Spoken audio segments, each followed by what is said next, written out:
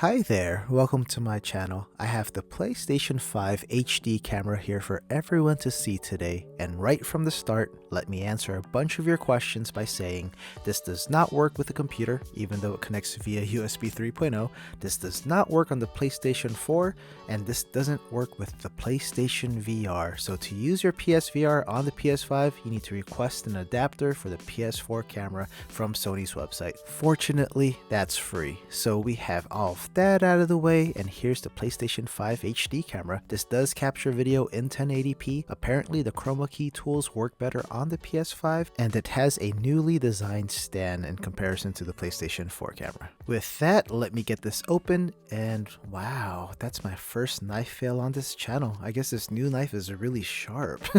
Anyway, I'll keep note of that for future unboxings, and I just want to say after I get this opened and we check out the actual camera, I'm gonna test out the camera and how well it works with green screens. And those tests will happen very shortly, so let's take a good look at the item. Very simple packaging. Sony's been doing that over the years, and there's not much in the box, just the camera. I'll check if the cord is detachable, and here are the instructions. Pretty self-explanatory, so not much in the box. Let's move on to the camera. Get it out of the plastic wrap, and the first thing that I want to mention, and I've said this a few times before in my other PS5 related videos, I really enjoy the PlayStation 5's color pattern, and I love how all of the accessories match with it, and the HD camera is no different. Really liking this design. Kinda reminds me, I might age myself a little bit here, of Rob the Robot from the original Nintendo. Thankfully he's a Smash Brothers character, so I'll just say that's where I know him from, and not the fact that we had one growing up in my household. So yeah, here's the camera. Here's the new stand. Looks pretty good, holds itself well. And here is the USB cable, and unfortunately it's fixed, so it's not detachable. So once that's broken, you might be kind of SOL unless you know how to solder some wires and get that fixed again.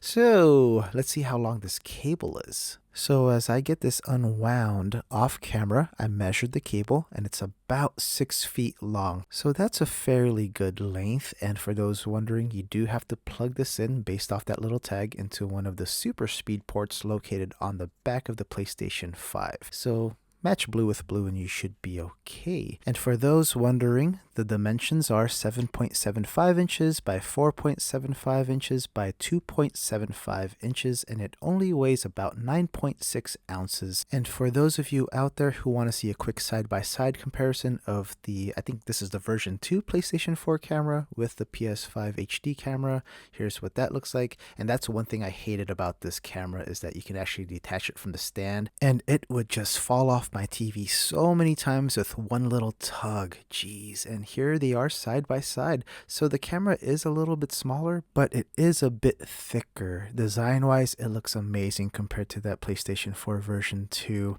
It just looks so nice and sleek and clean. And here it is kind of at eye level, and you can actually set this up on top of your TV or set up below your TV with an upward angle. I don't know why you'd want to do that to yourself, but that is an option. So let's get this set up on top of a TV and see how well the mount actually holds and if it's actually wide enough for most TVs. So I'm just going to sit it right there, and it barely hugs my TV. So this is the TV that I got from Wish, for those of you who are familiar with my Wish videos. This is I think a 2017 model Samsung 4K TV. So it's barely holding on to there. I know newer TVs are way slimmer and thinner nowadays, so this should be able to mount to newer TVs way easier. And please don't mind the dust. I haven't dusted my TV in a long time, and after this video I probably will. Probably should have done that before, but whatever. So far though, it looks like it is holding in place, but I'm pretty sure one little push like the PS4 camera will probably knock it off, so I gotta figure that out. So I'm gonna get this plugged into the PlayStation 5 and we'll finally do our video test. I'm gonna make sure to plug it into the back of the PlayStation 5, and then I'll have everything plugged into my Elgato capture card, and I'll dual camera this, and we'll see how everything works with the PlayStation 5 HD camera. Let's get going. So I have everything set up over here. I have the PlayStation HD camera on top of this DualSense box, just so it's not a unflattering angle looking up at me with all these chins. So I have everything plugged in, everything set up, capture cards, getting everything, and let's get this camera turned on and see how it looks. So we're gonna go settings, go all the way down to the bottom, captures and broadcasts, and we're just gonna mess with the camera right here through broadcast. So it's automatically set to off even when the camera's plugged in. So you have to turn it on. And here I am. I'm just gonna face this way so you can see me there. So I'm gonna focus on this camera right here.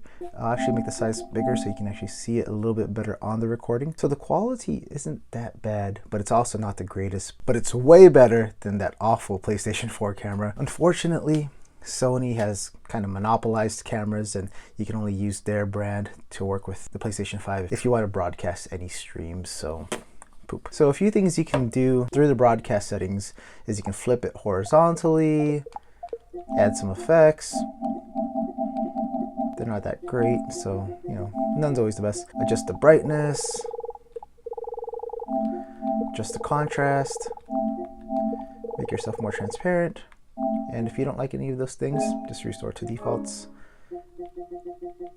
turn it back on, and you should be back. One thing that I really want to test is that off to my side over here is a blue screen and a green screen. Depends which side you want to flip it on. I'm going to try to chroma key this and see how well it works. One second. And I'm a little bit taller now because I used my gaming chair to prop it up behind me and I'm on a stool now. So I'm a little bit taller. But in my opinion, the chroma key works pretty well for being the built-in software for the PlayStation. It's not that bad. I like it. So this is what it looks like when I have nothing behind me. And this is what it looks like when it's turned on. And if I turn up the level and the brightness, my shirt's going to blend in even more and more. I don't need to turn that up all the way.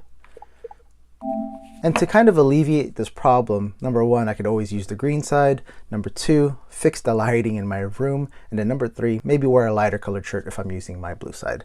I'm just too lazy to flip it around. So I'm back on this camera. The blue screen's over here to my left and the camera's over here to my right. If anyone was wondering how that setup looked without the chroma key working, this is what it looked like. And unfortunately, I had plans to do a microphone test for this thing, but off camera, I went through all the menus, did a little Google search, and this thing doesn't have a microphone. So that's really disappointing because the PS4 camera actually had a built-in microphone. For all of you out there who kind of want this to be your all-in-one streaming device, you're not going to have it with this camera because there's no mic. But to alleviate that issue, there is a microphone built into this controller. So that's how your setup's going to be if you don't want to use a headset. And my final question now is, does this warrant a $60 price tag? And in my opinion, definitely not. But unfortunately for PlayStation 5 owners, this is the only option as a webcam or a face cam if you want to directly stream from your PlayStation 5 console. I obviously could just use my capture card, but the ease of pressing this create button right here and pretty much instantly broadcast is the reason why I got this, so I don't have to set up my computer and set up all of those things. For convenience sake, I got suckered into buying this thing. So, but with bad news comes good news,